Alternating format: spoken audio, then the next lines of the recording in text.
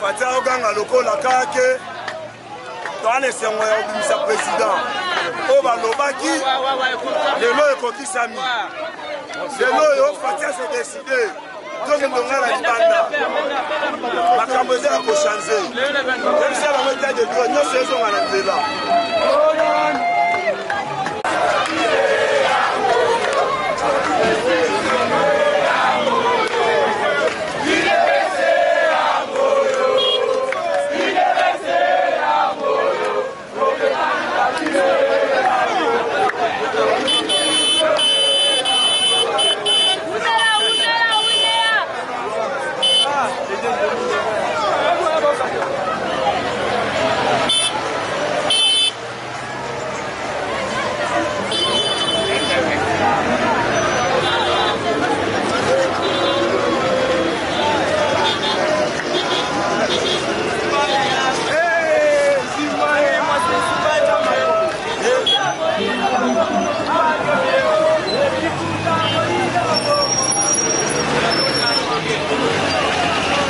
La spécialisation.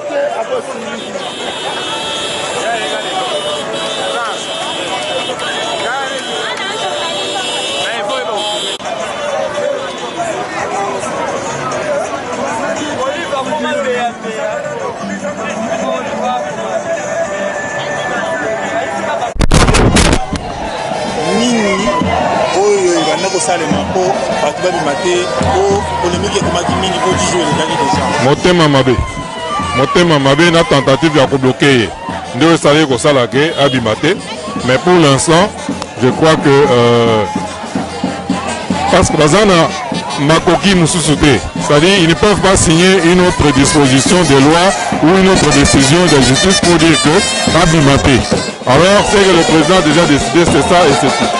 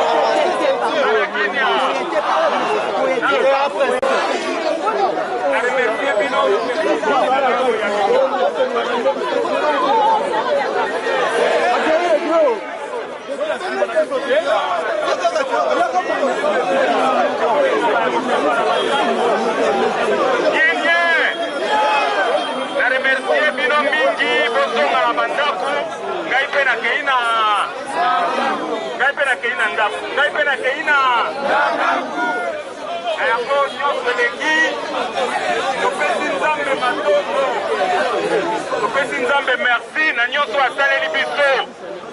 Comme bâtisse qui est là, Tozali, et Zali Nangoluya. Nangoluya. Aoyo.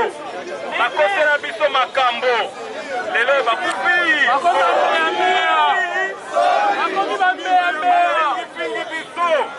Bacholi choli biso.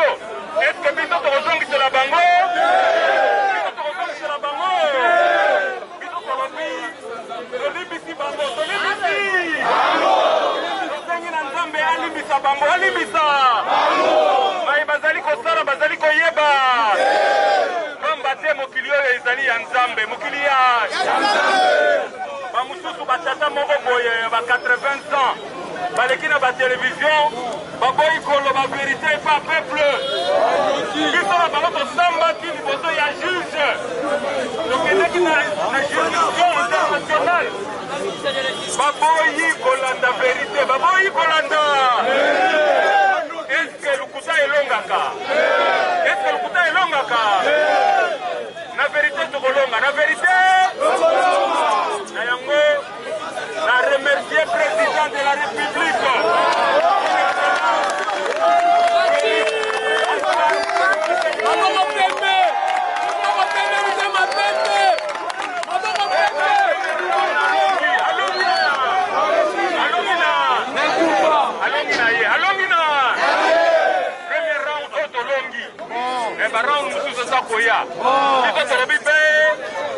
Merci, merci Nzambe, merci na peuple congolais, merci na baebanso basutenaki ngai, merci na mwasi na ngai Patricia Sisi Diomi, merci na bino nyonso ba militante na ba militant ya DC, merci mingi.